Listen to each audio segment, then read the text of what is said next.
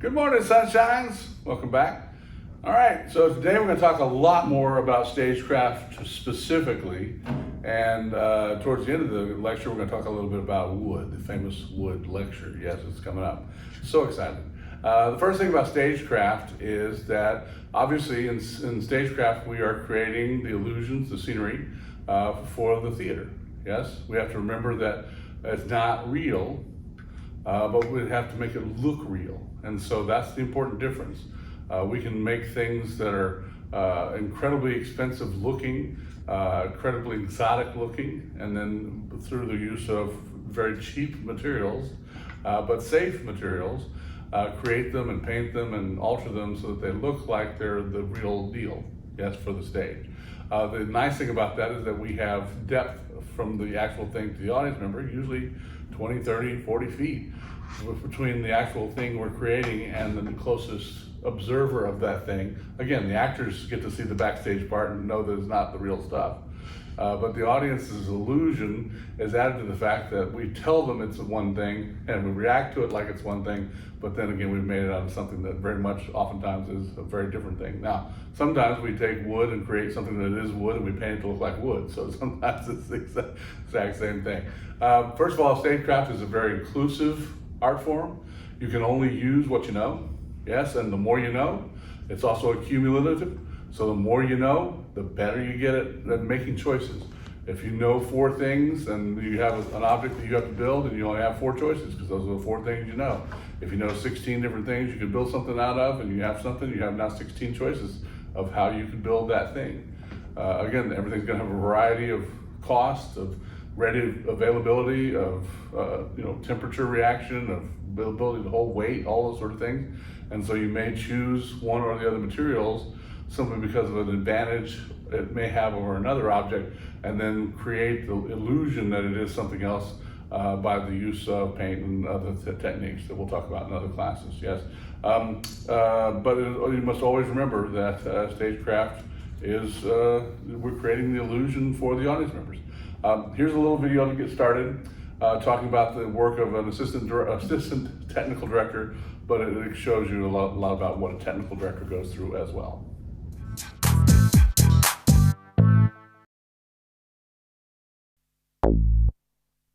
I'm Leo Riley, and I'm the Assistant Technical Director for Center Theater Group.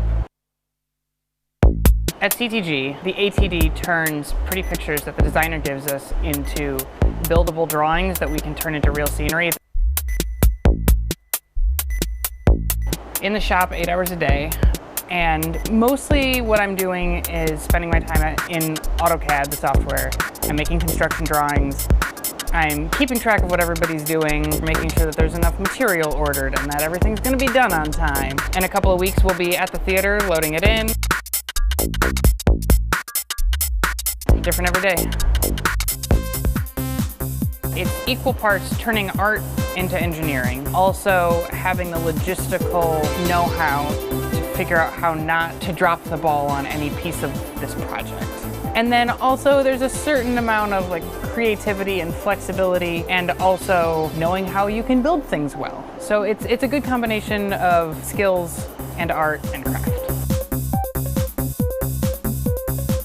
I did undergrad at Kalamazoo College, and then I went to the Yale School of Drama for my MFA. I think this is my first real grown-up job in the field. I did, between undergrad and grad school, I worked an average of 3 or 4 big jobs a year, and freelancing is great, but it's really nice to be able to dig in and work sort of steadily towards, improving at the craft and the art and doing big scenery. The advice I'd give someone is to ask questions about how everything works. I think you don't start looking at how a door frame works until you start going, wait, but where is this piece and why are the hinges on this side and that side? And that's really what we do, is try to figure out how to make a door look right from 20 feet away.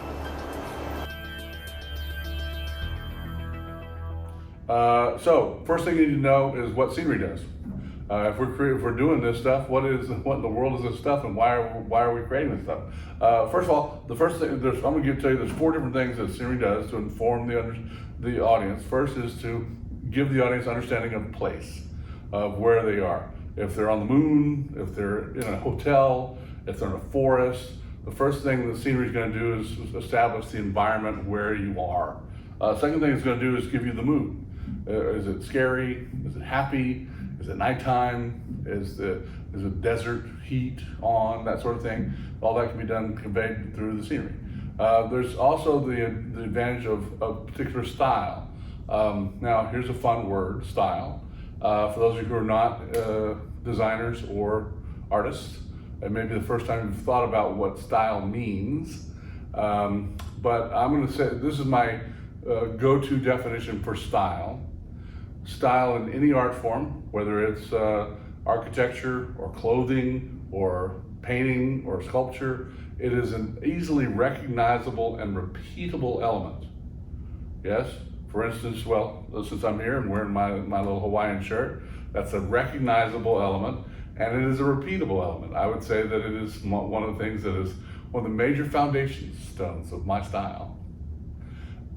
Now, there are some times in history that other people have copied that style or have used that style. I wouldn't say they copied it, probably they just used it. Not many people copy my style, unfortunately. Those people are called trendsetters when you have people that copy their style.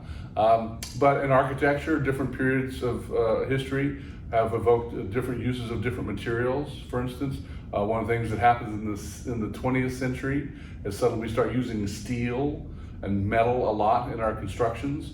The nice thing about it is that it is very rigid and very long-lasting.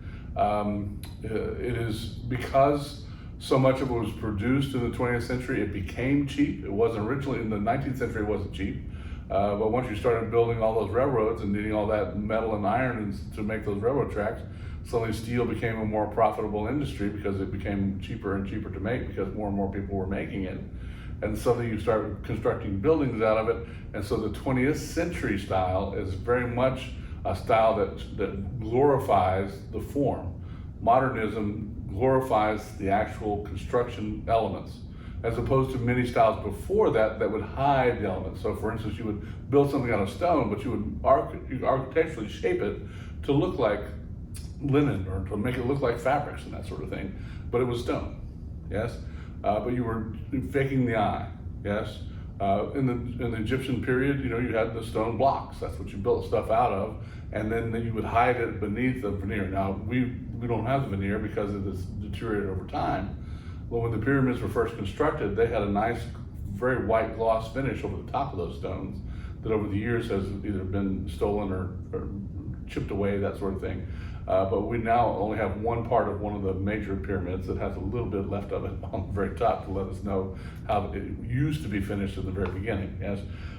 So that's what style is. It's easily recognizable and repeatable, so you can tell yourself whether you're in the 16th century, for instance, or whether you're in the future, or whether you're in the Stone Age. You can set up a period based upon the style of the design. Cool. The fourth thing that it conveys is that it helps the performers to have entrances, exits, places to hide, places for Dracula to disappear if he goes poof, and so it aids in the performance of the space. It gives you refrigerators to store stuff in, or tables to cook dinner on, or whatever it is. It provides aids in the performance of the piece in whatever ways that it can. Cool. So those are the 4 ways that scenery interacts with the play. Cool. Now, before we get into some description of the elements, we need to talk a little bit about what machines are. Now, before we talk about what a machine is, I guess we have to talk about what work is. Work is any kind of activity. Walking is work, yes? Jumping is work. Running is work. Eating is work. Any activity you do is work. And a machine is an object or thing that assists you in your work to make your work easier. Yes? And one of the things that separates humans from other species is that we are able to create tools Now, we're not the only ones, but we use it more often than not, than most animals do. So we're able to use tools to help us to do our work, to make our work easier. And I'm going to give you about 7 or 8 here, simple, what are called machines, a simple machine, yes? Now, the simplest machine that's out there, I'm going to call it a lever. A lever is, it can be a hammer, it can be a board, like a seesaw. It requires a fulcrum, which is a pivot point. And then if you have, like I'm just gonna use a crowbar for example, if you're trying to pull a nail out of a board, the bottom of the J of a crowbar acts as the fulcrum, and you put the crowbar onto the head of the nail, and because you have the long end of the crowbar to give you more weight or more pull, that crowbar uses the idea of a lever to pull that nail out so that you're doing very minimal work to get this nail out, which would otherwise be a lot harder work.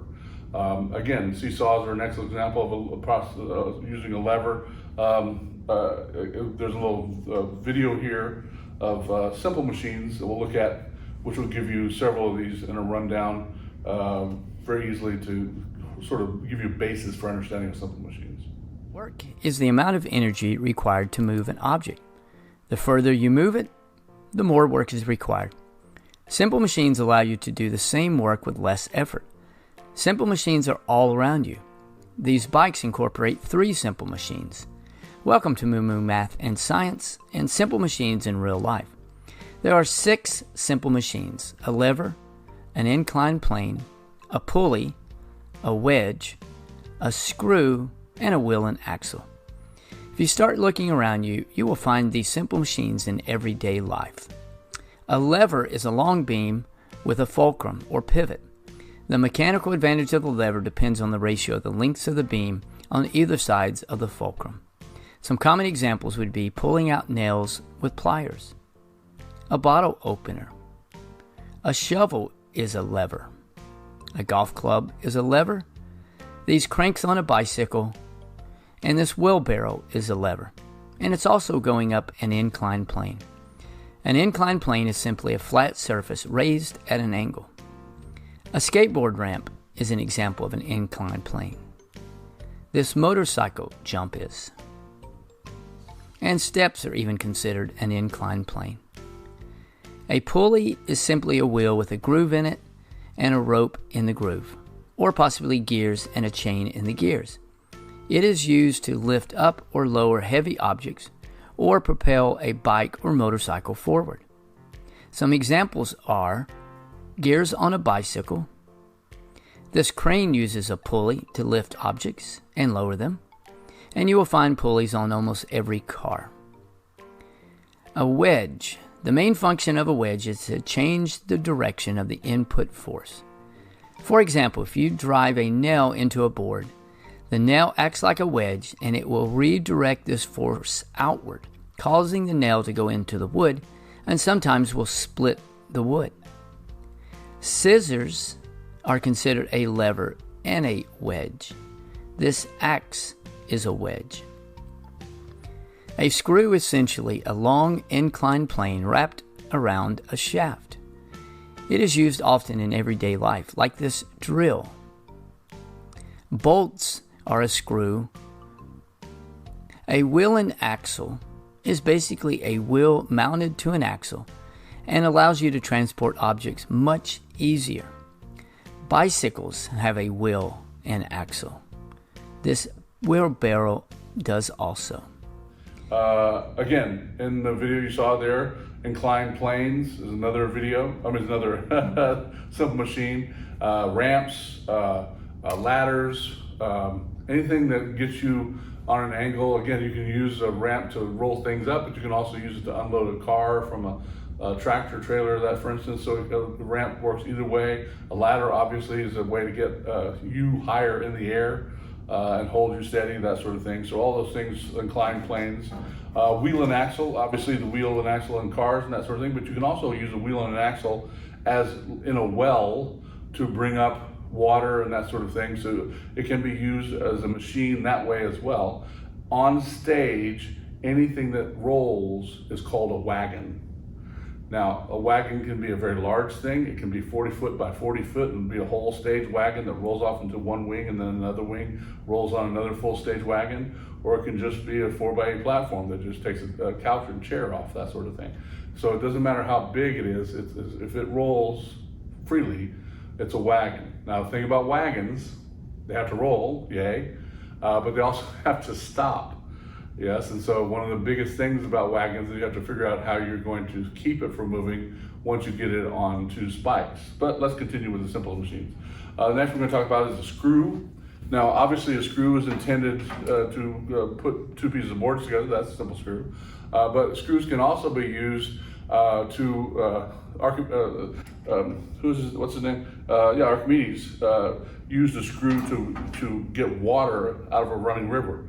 He developed a system that you just turn the screw and the screw would bring the water up from the river or the lake into a bottle. Yes, so the screw can be used in a variety of ways as a simple machine. Yes, the next simple machine is a pulley. The thing about a pulley is that there are several parts of the pulley. You have a sheave, you have the casing, you have the pin, and the weight it will hold will depend upon the weight factor of all those things. But when you make a wrap on a pulley, a wrap is just going through the pulley.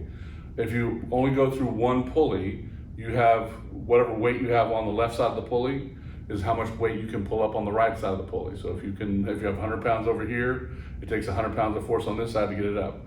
If you have two pulleys, you create this thing called a mechanical advantage. In other words, the machine is doing more work.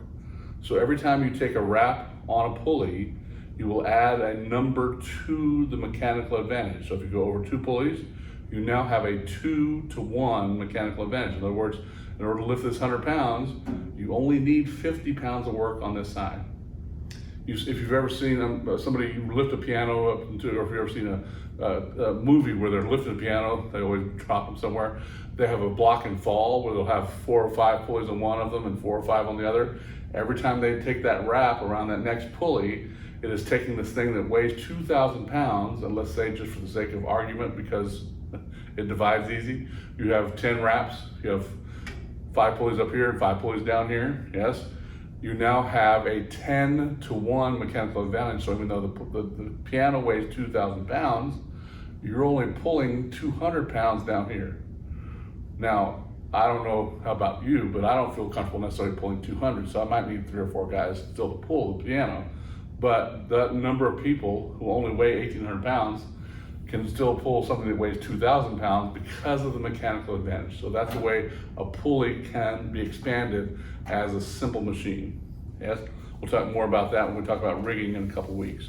A wedge is a simple machine. A wedge, you can think of a wedge as an axe. This can cut through things very quickly. You can think of a wedge as a shovel. So when you put a wedge into dirt and then wedge it out. Now, a wedge can also be a lever.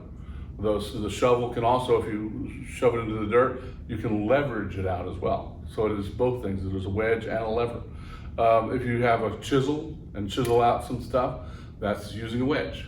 Yes, we talked about the rolling wagon. If you take just a simple block that is a wedge and shove it up against both sides, you now created a resistance to the wagon rolling. Yes, so that's one thing you can do is use some wedges to overcome the power of the wheel. Yes, spring is a simple machine. You take a wire, wind it up. It has what's called potential energy in it, and the tighter you wind it, the more it wants to unwind. And so if you attach it to certain things, like a spring and a door knob, once you pull the door knob open, it'll want to close the doorknob, and so that is a way that the spring can be used to that potential energy. A hinge is a simple machine. Again, if you think about it, the door is off the ground. What's holding the door off the ground is the hinge. The hinge not only holds it off the ground, but it allows it to move freely so you can open and close the door. Yes? So those are some examples of simple machines. They're not all simple machines, but they're largely a good number of simple machines that, because they're simple, they're cheap. Because they're simple, they're reliable. People have used them for hundreds of years, and so the knowing about them can aid in your ability to make choices as far as how to solve the problems in the play and to make the show run. Yes? Now, I'm going to give you 6 requirements for materials in order to be used in the theater. The first is they've got to be cheap. Now, I say cheap, but that's a relative term because, I mean, for instance, wood relatively is cheaper than steel. But when you only need 2 steel bars to make a bridge versus the complex requirement for making a truss to build a bridge out of lumber over the entire system, the metal, which is initially cheap, more expensive, becomes cheaper, if that makes sense. Yes? And so, again, it's relative to the job that you're doing as far as that is concerned. So, having said that, money in theater, you never have enough money in the theater. So you're always going to want to make the most inexpensive choice you can, but you still want to make the safest choice, which again is one of the options here. Second thing, if you have a choice between 2 objects, lightweight would be the next best choice. Cheap, if you have 2 cheap materials that you can build it out of, the next sort of thing to think about is how much it weighs. Because again, you're building things on stage and a lot of times those things have to move, yes? And so you want to have things that are as lightweight as possible. You want to have things that are durable, that have to be used and perform the same trick or same purpose every single night of the week. If you have something that'll work, but it breaks every 3rd time you work it or use it, it's not useful to us because we have to do it over and over and it has to be able to be durable. It has to be something that's repeatable and reliable as opposed to durable. It has to be able to be used over and over again. It has to be safe. You can't cause harm to people. And I mean, especially if you're using like paint, for instance, a lot of times if you're using spray paint, that can be harmful to people. And so while it may be cheaper and reliable and all those other things, it may not be safe for the environment. Again, if you're doing it outdoors and it's going to be dissipated by the time the actors get there, great. But again, you got to worry about your levels of oxide later. But it has to fit into the time frame. Sometimes some things are cheap and reliable and all those other things, but you have to get it from Seattle to here. Now, overnight mail has helped out a lot with that sort of stuff. But a lot of times it's just the things that are most available to you that you can find. And so that one of the things about that is that in theater, we're going to create a lot of stock scenery, pieces that can be used over and over again. And that creates, because it's there and available, it can greatly alter the price that you're going to pay for the material. And again, let's say you built a platform for $100, and so you charge it to a show. Well, if you use it again the next show, now you have 2 shows that really cost $50 for each show. If you use it the 3rd time, you now have used it 3 times, and so it costs $33 per show. So you're decreasing the cost of the stock scenery by using it over and over again. So I would encourage you in time to find a way to find and use stock scenery. Cool? Cool. All right, let's talk about some materials. Again, we're going to go through, we're going to talk about wood, we're going to talk about steel, we're going to talk about fabrics, talk about plastics, we're going to talk about a whole bunch of different materials, the advantages, the disadvantages, some of the things you need to know about it, where it comes from, how it's used, all those sort of things. And today we're just going to start with wood.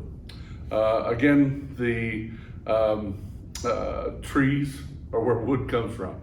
There's a variety of trees. Trees are plants. They grow and they're living things. And when you cut them down, they become lumber.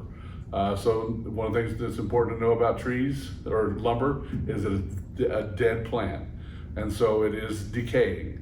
Most trees don't decay so rapidly that you're not going to be able to find them useful in the course of a 6-week time period, which is what most shows run. For instance, if you have a house in Old Cloverdale that was built in the 1920s, it's 100 years later, and even though 100 years ago it was firm and solid, 100 years later, because it's made out of lumber that died before 100 years ago, it now is creaky and falling apart and needs to be repaired. So wood over longer time periods, not necessarily as good a choice, but over the short period of time that theater is involved in it, wood typically is a very excellent choice. First of all, let's just look at a little diagram here of a tree. just to give you the parts, because each of the parts will play a hand in what the actual lumber looks like. I'm gonna start in the very middle and work my way out. The very middle of the tree is called the pith. One of the things about the pith is that's where the tree began. That's the little bitty heart of the tree. Heartwood is what the next little layer is called. Now some trees, like cedar trees, actually have heartwood that is a different shape and color than the sapwood. But some trees, most trees I would say, actually have the heartwood and the sapwood of a similar color. But cedar trees, for instance, have a very reddish interior that's drawn here and a yellowish exterior. The sapwood is where the capillaries grow that take the water from the roots to the tree leaves. Yes, you have to think about it as a water system. You have the tree with its trunk in the ground, collecting through the roots the water that nourishes the plant. It takes the water up through the capillaries, which again are blood vessels that go through the tree, and they go up to the leaves and the limbs, and then that's where they get their water. Now, some trees, the sap is the water that's in the tree, and then some trees, like maple trees, for instance, if you tap into the tree and pull some of that sap out, that's what we call maple syrup. It's delicious, nice and sugary and sweet. Yes. Some sapwoods, again, cedar is an excellent example, is incredibly bitter, and bugs hate it, which is why you build cedar chests, because things like moths don't go near it because it smells bad to moths. And so one of the things about cedar is that sap is also resists moisture. And so one of the reasons that cedar is used for shingles on houses is because the sap that it has been grown up in is water resistant. And so it's great for roofs on houses, yes? And so again, depending upon how the nature of the tree is, that sap will change or alter the ways in which it can be or oftentimes is used. You'll see, I'm looking at the top right of the picture there, where you cut down. When you cut down on a tree, you have the radial surface of the capillaries. When you cut across the capillaries on the front and the bottom right, the tangential surface creates these nice little V veins. Yes, because the tree is rounded, as you cut through the tree, you're going to get these little V inscriptions that are going to be the veins of the capillaries as they go around the tree. The transverse surface is just the flat surface as you cut through. Again, you probably know that if you count each of the darker rings, you'll be able to count how many years old the tree is. Yes, those are the growth rings. And then you have the inner bark and the outer bark. Those are typically thrown away when we mill a tree. When we take it to a log mill and cut it into pieces of logs, we typically will throw away the inner bark and the outer bark. Again, that stuff will be used still in some lumber construction where you have a lot of grain, a lot of things just put together in heaps and use sawdust and sort of things like that. But those are the grain is the important part. The pith is the important part, because you'll see that is typically the stronger part of the tree is the more center part of the tree, because it has been there the longest to create strength. Yes. So that's how a tree works. When you mill it, you're going to cut it one of two ways. You're going to half saw it, which is where you just take it and just saw it along the length, the grain. And then if you quarter saw it, where you turn it, every time you cut it, you turn it, it creates more waste, but it also creates stronger lumber because the radial cuts, everything's a radial cut. If you're making floorboards, you want to keep the radial cuts because you want to keep the floorboards as flat as possible, right? But if you're just creating a structure for a house, again, you're going to have lots of brick and other things that are going to hold the house together, and so just half sawn lumber is all you're going to need. Yes. Now, there's two basic types of wood. There's woods that come from what are called hardwood trees, and woods that come from what are called softwood trees. A hardwood tree is a tree that grows some and then doesn't grow some. It loses its leaves, so it's called a deciduous tree, loses its leaves. And so an oak tree, for instance, is a deciduous tree. You have to rake oak leaves. Anything you have to rake the leaves of is a deciduous tree. Maple's hardwood. It'll grow some, and then in the winter, it'll still have a little bit of growth, but not nearly the amount. And so that little bit of growth typically will make a hardwood harder than a softwood, although that is not always the case. Now, a softwood is a conifer. The reason they're called conifers is because they typically have cones as their way of reproducing, and they are softwood. So spruce trees, pine trees, fir trees, all the trees that really grow in the high mountainous areas all grow year round. And one of the reasons I'm going to say they grow year round is because there isn't a growth season. There's not a warm season and a cold season, it's all cold. So they just grow whenever they can. But those are the nice thing about them, because they grow year round, is they grow faster into larger, useful pieces of lumber for us. So again, depending on what region of the country you're in Alabama, we are in pine heaven. Pine trees love this temperature. They grow fast and furious. So pine trees are cheap, are readily available. Everything you find is pine. Now, if you are allergic to pine, you know it because you have pine fever. But the smell of the pine tree is very strong, and it can cause people to be allergic to it. In the Northwest, you have spruce trees. In the Northeast, you have fir trees, much more popular. But all three of those are softwoods that are very easily readily available for construction purposes. Yes, I wouldn't make furniture out of them. Furniture is usually made out of the hardwoods. Because furniture needs to be more durable than construction lumber, because you want your cabinet to last longer and not get lots of dents in it. Whereas the spruce, pine, and fir, if you have a little dent in it and then you're going to cover it with bricks and mortar anyway, it doesn't really matter if there's a little bit of knots and that sort of thing in it. Cool. Some typical softwoods, again, cedar, we talked about, cypress, fir, pine. Some typical hardwoods. Ash is a very white lumber. Birch is I would say even whiter, if that's possible. Maple is very white lumber. Cherry, mahogany tend to be reddish. Oak tends to be brownish. Walnut is very dark brown. But those are all typical types of lumber that are used in construction of furniture and that sort of stuff. One of the things about lumber, when you go to the lumber mill, they're going to what's called rough cut the lumber to a certain size. Again, for instance, this has been milled. It's gone through a lumber mill. It was cut originally 2 inches by 4 inches, and it's called a 2x4. 2x4 yellow pine number 2. Yay! You can see on the end here the grains of the tree. Yes, you can see the capillaries this way. Yes, and you can also see the nice V cut as we cut around the tree. Yes, so this is number 2 yellow pine, and it is used for construction grade lumber in the South. Yes, the thing about it is, after it is rough cut, they take it and they sand about 1/4 of an inch off of each side, A, to make it all level, and B, to make it so that it doesn't stick a lot of splinters in you. Yes, and through the process of milling, you take about 1/4 inch off each side, which means that a 2x4 is actually 1.5 by 3.5 inches in actual dimensions.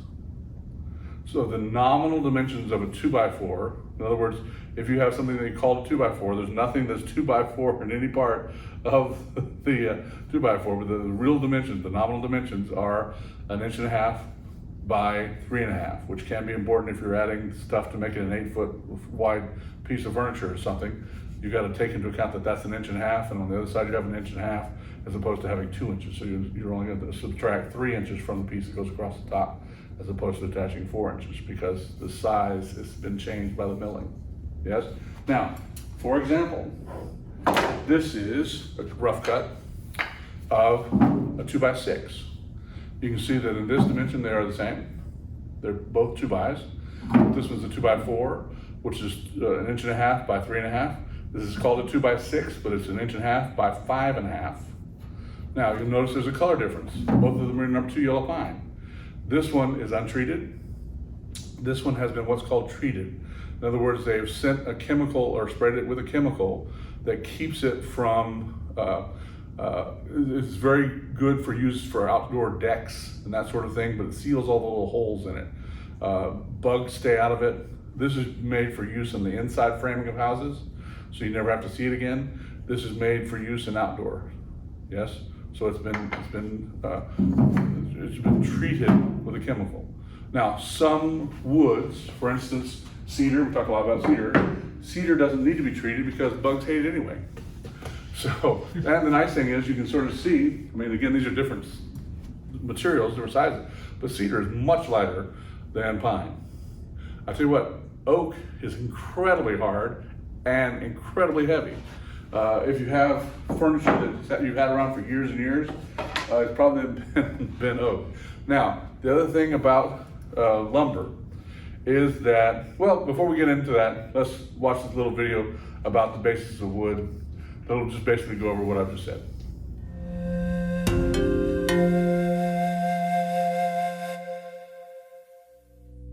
In this video, you will learn the basics about wood. What is wood? Wood is obtained from trunks and branches of trees. It has been used for thousands of years for fuel, construction, and the making of tools and furniture. This lesson has been divided into two parts: the types of wood and the physical aspects. Types of wood. There are several different varieties of wood. Solid wood expands with moisture and contracts during dry months. This is an important factor to keep in mind while making doors and drawers, for example, which could expand considerably during the rainy season or winters. A rosewood mallet head, a piece of pine, a board of teak, and a board of red cedar, all placed on a table made of rubber wood. Woods can be classified in two broad categories: hardwood and softwood. Hardwood refers to timber harvested from broad-leaved, flowering trees like rosewood and teak. They are generally harder, as the term suggests, and are commonly used for cabinets, doors, and striking tools. This rosewood mallet head can deliver a powerful blow with minimal effort. Teak is renowned for its aesthetic value, workability, as well as its resistance to decay. Softwoods such as pine and red cedar are lighter and generally easier to work with. They grow much faster and are lower in cost, mostly being used for construction purposes. Pine wood is extremely easy to work with and exudes a sweet aroma. Apart from solid timber, you also have manufactured boards such as plywood or MDF, which are more affordable but aesthetically less appealing. Plywood is made by gluing together thin layers of wood veneer. The grain in each layer of plywood runs perpendicular to the previous one, making it structurally strong. Rubber wood is extremely vulnerable to warp and rot and needs to be treated with preservatives and laminated to improve its durability. Boards of rubber wood are made with edge-glued or finger-jointed pieces. Physical aspects. A solid wood workpiece generally has grain patterns resulting from the arrangement of wood fibers. The most basic pattern is the straight grain that runs parallel to the longitudinal axis of the workpiece. Generally, when you cut or plane a workpiece, make sure that you do it along the grain. When you cut a piece of wood across the grain, you have an end grain on the side. The patterns on wood also include knots. These indicate the starting point of a branch or a dormant bud. Knots are imperfections in wood and often weaken the workpiece. Nevertheless, they can be exploited to add aesthetic value to the workpiece. The choice of wood depends on the project. We have just scratched the surface of wood. Enjoy your work.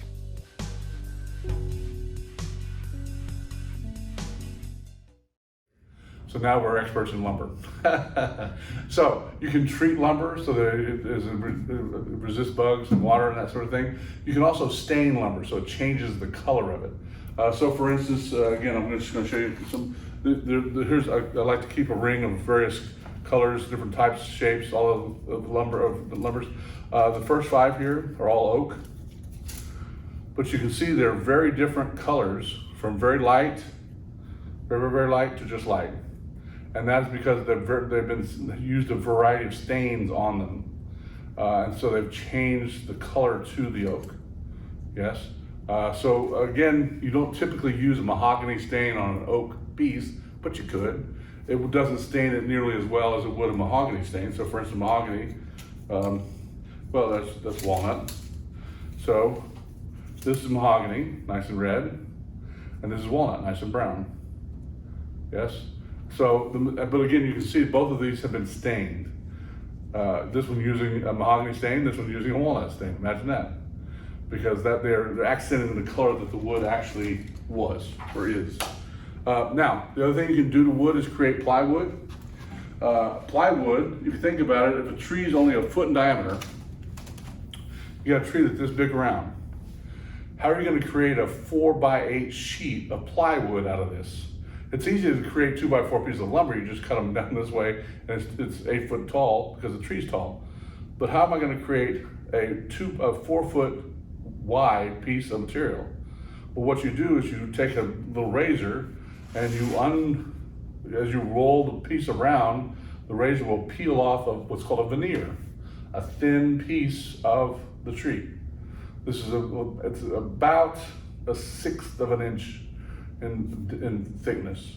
And when you're creating plywood, what you do is you just take each of these veneers and you lap them in different directions. If you lap them all in the same direction, it's what's called wiggle wood, because it makes it very easy to bend. But you can see that it resists bending in this direction, and it bends fine along the grain. So if you take the next piece and lap it this way, and the next piece and lap it this way, and the next piece and lap it that way, and the next piece and lap it this way, you can see now I've created a piece of lumber that can be, trim this off, and this can be 4 foot wide by 8 foot because you have peeled it off the tree that way. Yes, so that's what's called plywood. Yes, and again, you alter the shapes so that you create the strength in the plywood of the grain, and the top piece, because you only use odd numbers of veneer, so that the top piece and the bottom piece have the veneer, have the grains going the same direction. The grains go this way, the grains go that way. If you had an even number, you would have it going one way on one side and one way on the other side, and you wouldn't know which was right or which was wrong. So it's always an odd number. 3/4 inch plywood uses 5 veneers. 1/2 inch uses 3 veneers. 1/4 inch uses 3, but they just shift the size of the veneers because they're making smaller lumber, which of course makes it for pulling the razor out a little bit. Yes, but plywood can be, you can use plywood in furniture, but you can understand that because you have 5 pieces of veneer, you're only going to see the outside layer. And so what they'll do is they'll take an outside layer and make it ash or birch, and then the other 4 layers will be pine or something that's a lot less expensive. Yes, or let's say you're going to have a piece where it's ash on one side here and ash on this side here. The inner 3 layers will be pine.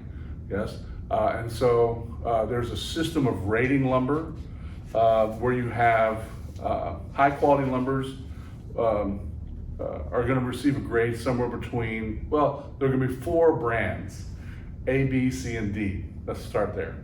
A lumber is made for furniture. That's all you're going to make it. That's all you see. If you've seen a piece of furniture, you've seen a piece of A grade for lumber. B lumber is used for some furniture, but like cheaper furniture, but also for some housing, construction, that sort of thing, cabinets. Yes, that sort of thing. They're not as nice as good furniture. C grade lumber is what you use for common construction, and D grade lumber is used for like fencing. Yes, and so that's when you're milling things. There are parts of the tree that are sent just straight to the fencing, to the D grade, some that's sent to the A grade, some that's sent to the B, some to the C. Then once you've divided those into those 4 categories, you have a 1 through 5 rating system in each of those categories. So for instance, A1 would be the grains are all vertical, all nice and parallel. The there's no tree knots, there's no plant or animal holes, houses, no squirrels lived here. It's primo, and going down from 1 to 5, which may have some imperfections in each category. So for instance, A1 is of course the best. A5 is still very good, very quality, it's just not quite as good as A1. B1 and A5 are very close in value, but not, again, the A5 would be better than the B1. But then as you go through, again, you get down to D1 through D5. D5 is literally just if you're doing a garden or making a shape for a concrete slab or something like that, you're just literally going to throw it away. It's just there because you have to have a piece of lumber to hold something for a little while. It has no structural integrity to it, all those sort of things, yes. Up to, again, C is common grade construction lumber. And a lot of times a knot is created by a limb, yes, where it comes through the tree. A lot of times in C grade lumber, they'll have carved the knot out and put a plug in it. But in D grade lumber, they don't worry about that, yes. But if you have a carved out thing, you won't have any knots in A whatsoever. B may have, B5, especially B4, may have some knots. C will definitely have some knots that they use. Cool. So that's the way you grade lumber. Plywood is graded by the two sides. You may have one side that's a C side, for instance, construction lumber, and the other side is D. So you have CDX. CD is used for exterior. You may have AC. In other words, one side is A lumber, the veneer, and then the other side is C grade lumber. Because again, when you open the cabinet or open the drawer, you're still going to see the other side of it. So it's not awful lumber. It's just not as good as the quality lumber that's on the outside of the cabinetry of the lumber, of the piece of furniture, that sort of stuff. All right, let's talk about real quick the joineries, the joints. Again, I've got a little drawing here that shows you most of them. When you have two pieces of lumber and you just cut one and cut the other and put them next to each other, that's called a butt joint. I'll put this and that, and there, that's it. That's a butt joint. Two pieces going up together. If you miter them is when you take it and cut it at an angle. When you miter them and put them together on an angle, that's called a miter cut. If you trim away half of this and half of that and put them on top of each other, it's a half lap. You typically, again, mortise and tenon and tongue groove are used in very expensive furniture to extend stuff. The biscuit joint is where you have a little machine that puts a little biscuit in it. It's pretty cool. The rabbet joint is sort of a combination of the butt and the half lap. You only half lap one of them though. But those are the various types of joints you'll come across. Again, the better the carpenter is, the better the joints are, and the more experience they have in making those sort of things. Cool. All right. We got one more thing to talk about: the tools for lumber. Before we talk about them, there's a little video about the tools we're going to talk about. Tonight I'm going to show you not only what tools you need to get started in woodworking, but why you need them.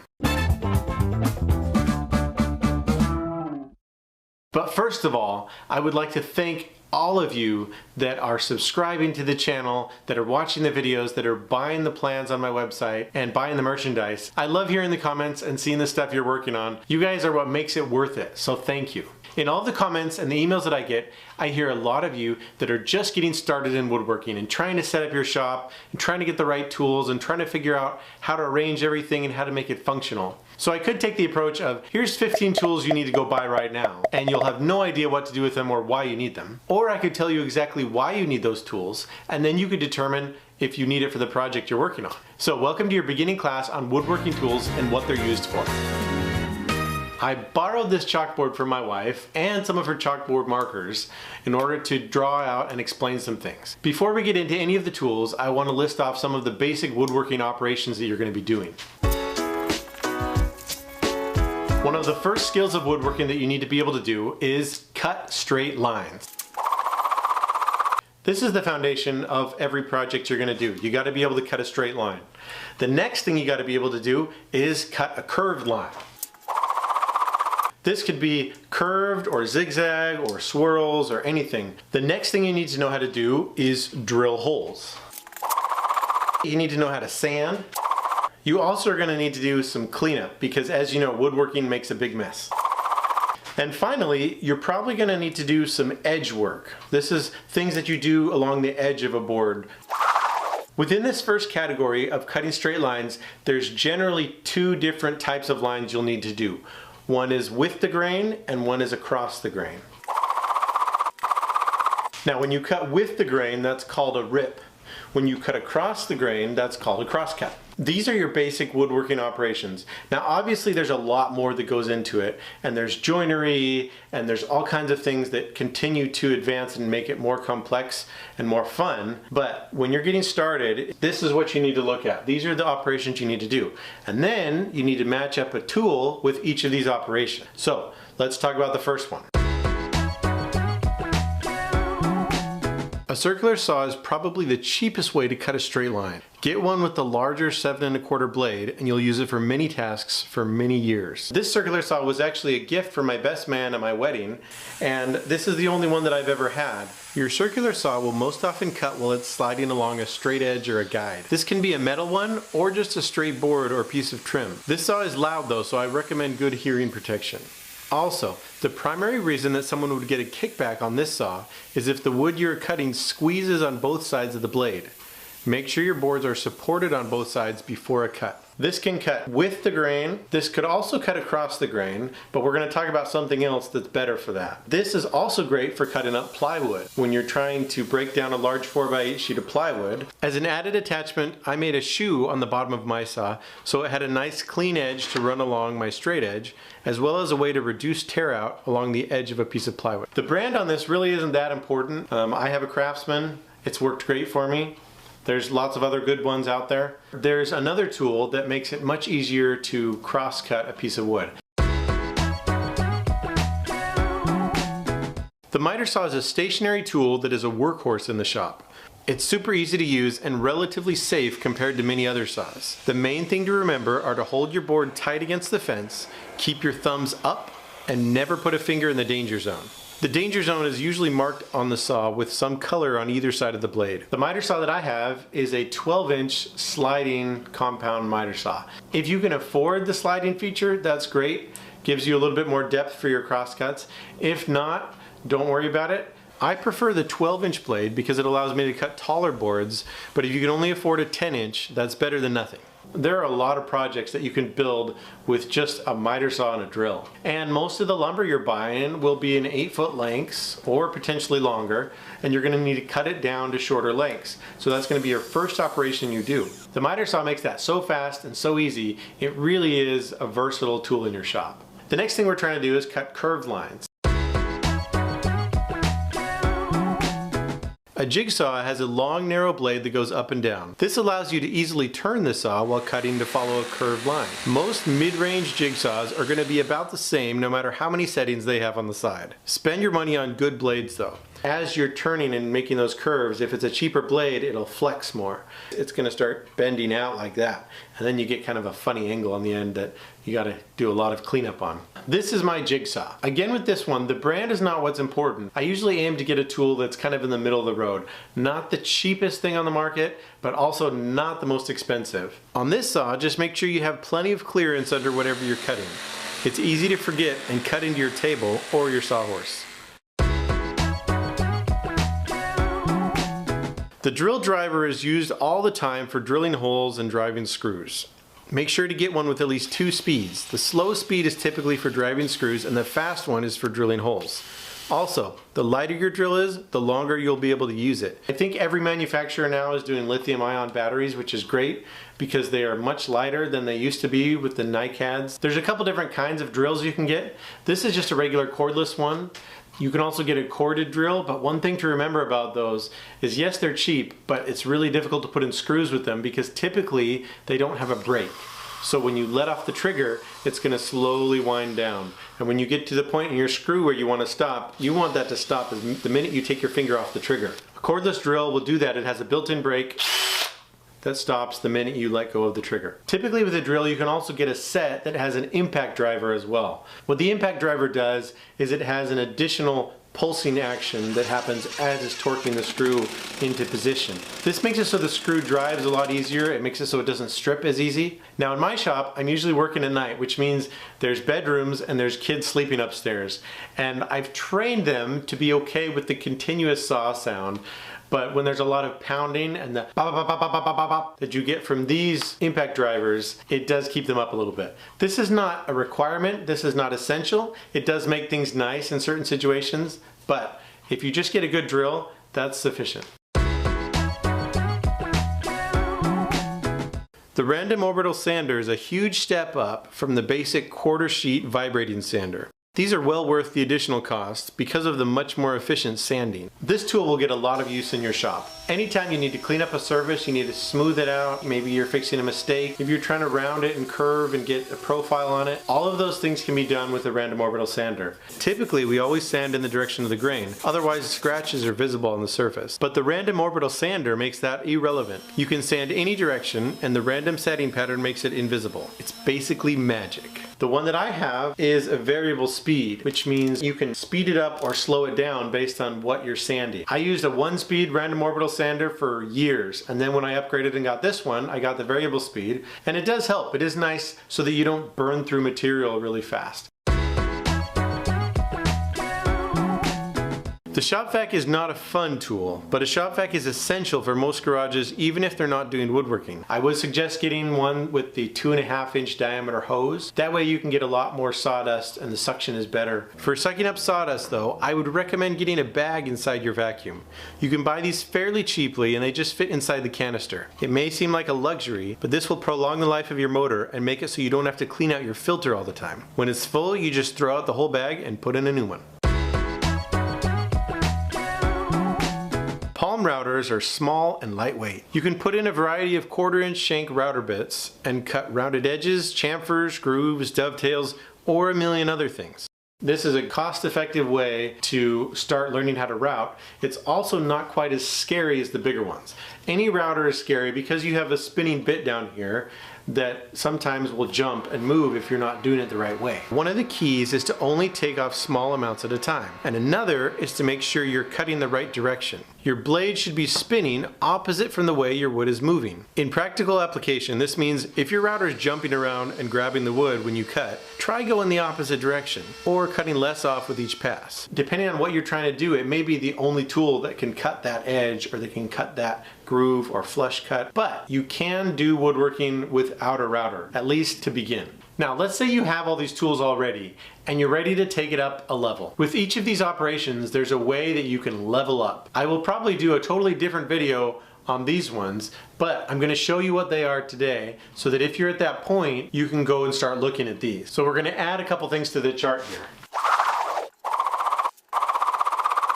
This first column is the beginner tools that you will need. Now this doesn't mean that they're simple or basic. All of these tools are ones that you will continue using throughout your woodworking. These are just the first ones you need to get in order to do these operations that we've talked about. Once you're ready to level up, the next column here is the intermediate column. So in order to cut with the grain, you're going to be looking at a table saw. A table saw is a very, very versatile tool that can be used for ripping, it can be used for cross-cutting, it can be used for cutting all kinds of things. So that's your first level up tool that you should be getting. For cutting across the grain, don't worry, you've already bought that. That's still the miter saw. Now keep in mind, all the tools that I'm showing you here have multiple uses. What I'm showing is the primary use of that tool. When you're ready to take the next level in cutting curved lines, the next saw you'd get is a bandsaw. Now the benefit of a bandsaw over a jigsaw is that with a jigsaw your blade's attached at the top, and so when you turn on a tight corner the blade can bend. So it doesn't give you a cut that's necessarily 90 degrees with the top surface unless you're doing a real slow curve. With a bandsaw, the top and the bottom of the blade are connected, so that keeps your cut at 90 degrees. The next thing to get as you're leveling up in the drilling area is a drill press. The drill press also gives you the benefit of being able to keep it perpendicular to the surface that you're drilling into. This doesn't mean you're never going to use your drill again, but it gives you the ability to drill a hole that is exactly squared perpendicular with the top. In the world of sanding, the next thing after a random orbital sander is an oscillating belt sander. I use this tool in a lot of my videos when I'm making small parts or when I'm making kids' toys because it makes it very easy to sand an edge or to sand something that's smaller. For cleanup, your next step is a dust collector. Now again, getting a dust collector doesn't mean that you'll never use your shop vac again. I have a dust collector and 2 shop vacs, and I use all of them at different tools. The dust collector will just get you a larger 4-inch diameter hose that you would connect to a table saw or a joiner or planer, things that create a lot more chips, that you need more volume of air and you need more volume of chips coming through. Once you're ready to take the next step with your edge work, then you go to a router table. The router table, I think, is a little bit safer than just your handheld router because your router bit is in one place and the router bit is not moving. And you just keep your hands out of the way as you're cutting. Every tool that's on this list, whether it's in the beginner column or the intermediate column, will probably still always be used in your shop. This is not something where you graduate from the beginner tools to the more advanced tools and then you throw away your beginner tools. You want to get tools that you can continue to use because you're always going to need a drill. You're always going to need a jigsaw. You're always going to need a circular saw. There will be things that you have to do with just those beginner tools. You'll notice that I haven't mentioned a planer or a joiner, and that's because I view those tools as nice to have and useful in certain situations, but those are not the tools you're going to be using every day. Yes, there are some people out there that are always planing wood down. There are some people that are always going to be using their joiner every single day, but you can also get by without those. A planer is something that will take the thickness of your wood down to something thinner.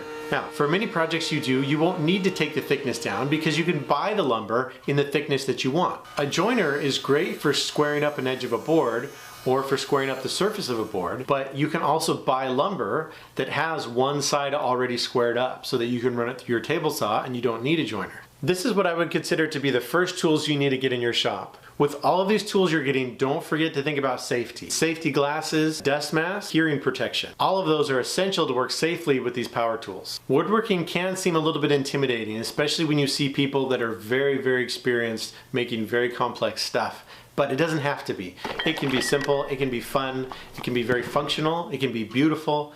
There's so many different things you can do with it. Don't be intimidated by the cost of the tools or the complexity of the projects because you can always find simple projects and you can get by with a lot of tools that you get secondhand. And as you learn something new and pick up a new skill, you'll continue to grow, and before you know it, you'll be the one making videos. Cool. So tape measures, framing squares, tri-squares, chalk lines, C-clamps. Again, all those are things that should be in your goodie bag.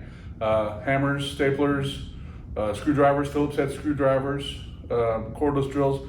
And next week we're going to build a block, a 9-inch square block using plywood, and we're going to use a pneumatic nailer, pneumatic stapler, to staple some of the sides together, and we're going to use a cordless drill to drill the screw in one side at least. You can screw more than that if you'd like.